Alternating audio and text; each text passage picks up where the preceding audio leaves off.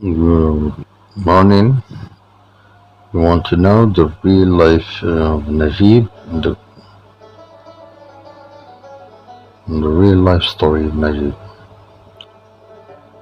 played by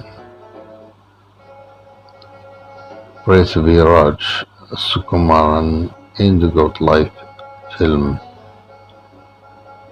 ABP News Bureau, updated at 28th of March 2024. Prithviraj Sukumaran's survival drama The Goat Life, titled Adu Jivesam in Malayalam language, released in theaters on Thursday. It is a true story of a Malayali migrant worker Najib who was forced into servitude and slavery. Know the real life story of Najib, played by Prithviraj Sukumaran in The Goat Life. The trailer of Prithviraj Sukumaran's survival drama The Goat Life was released on Saturday. Okay, next, a preview. New Delhi, Prithviraj Sukumaran's survival drama The Goat Life, titled Adu Jivitham in Malayalam, released in theaters on Thursday. The film is helmed by National Award winner Blessy. The film is based on the 2008 novel Adujin. Some other place I read 2009, not 2008. So there is a now which date is really exact, the exact one. So one of the most popular bestsellers in Malayalam, written by Benjamin. The novel has been translated into 12 languages, including foreign languages. Aduri Vitam is a true story of a Malayali migrant worker Najib who was forced into servitude as a goat herd in Saudi Arabia. Najib, a Malayali man, was lured by the promise of work in Saudi Arabia, only to find himself trapped in a brutal situation, forced to work as a goat herd under harsh conditions. Najib confronts not only physical hardship, but also isolation and despair. Everything about the real life story of Najib from a village in Kerala. Najib, like many others, dreamt of a better life for himself and his family in 1993 during the Gulf War. Lured by the promise of a salesman job, he embarked on a journey that would change him forever. The agent's sweet talk turned into a nightmare upon arrival in Saudi Arabia. Najib found himself not in a supermarket, but isolated in the desert, forced to herd 700 goats under a cruel employer. In a 2018 interview with the News Minute, Najib shared his ordeal and recalled the horrific time of his life.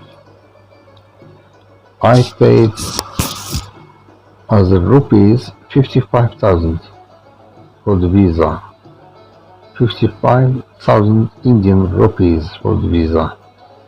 We had to sell 5 cents of land to arrange the money. If the land was still there, it could have been sold for lakhs of rupees. The journey was via Mumbai. After reaching the desert on the second day of travel from the airport, I didn't see a single human being other than my Arab boss and his brother. I was not paid a single rial as salary, he told the News Minute. Najib's ordeal. The following 2 years were a blur of physical and emotional abuse. He was deprived of basic necessities, communication with loved ones, and any semblance of freedom. He had no remorse even when he saw me crying and would beat me. I had to eat stale caboose. I would use goat's milk to wet the caboose and eat it. The goats were not bathed, and the stench would be there in the milk as well.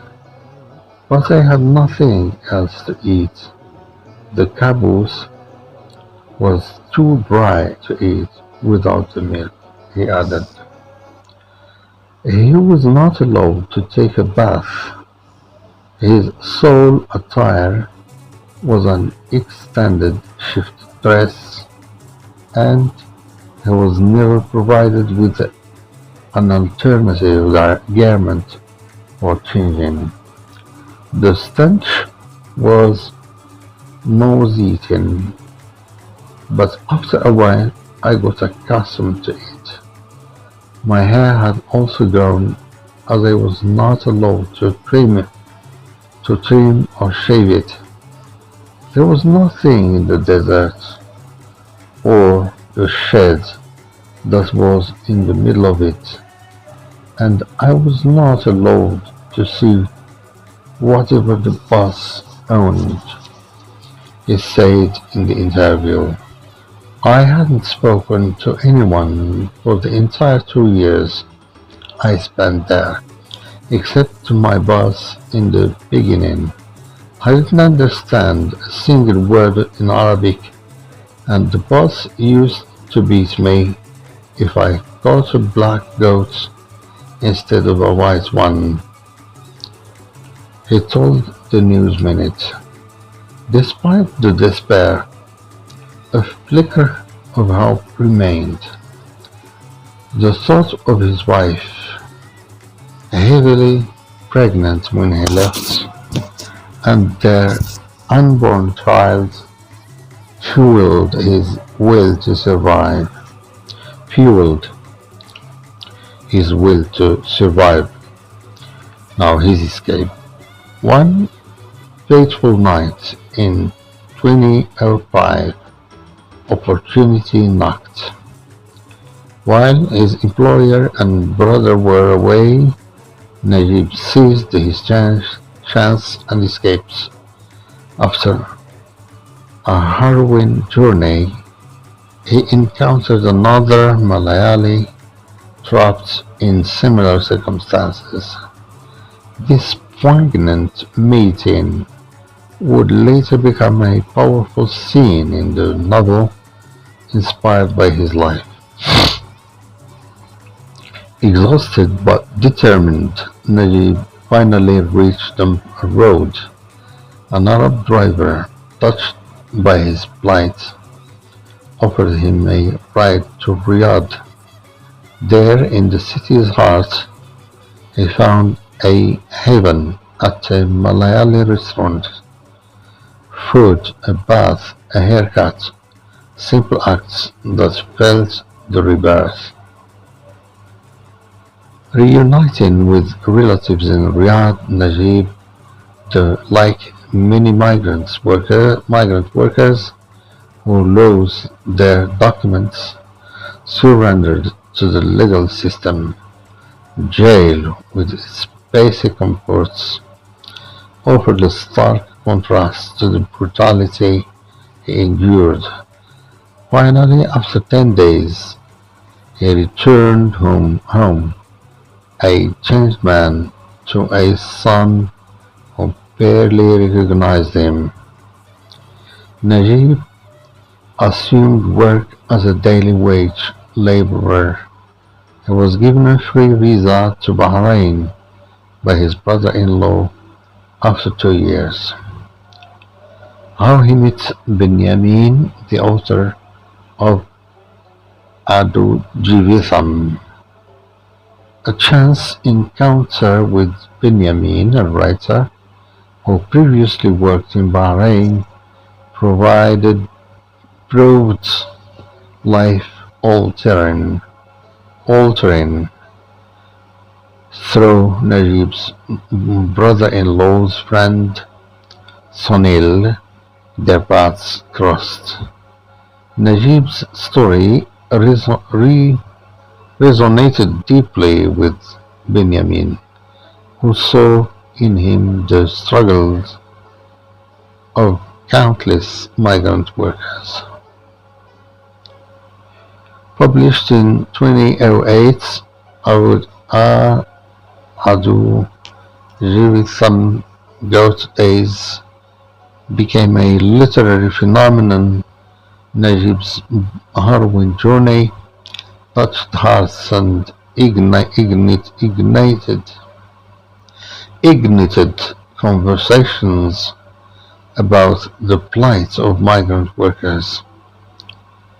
The novel catapulted Benjamin to literary fame, while for Najib it brought recognition. As of 2018, at the time of the News Minute interview, Najib continued to work in Bahrain.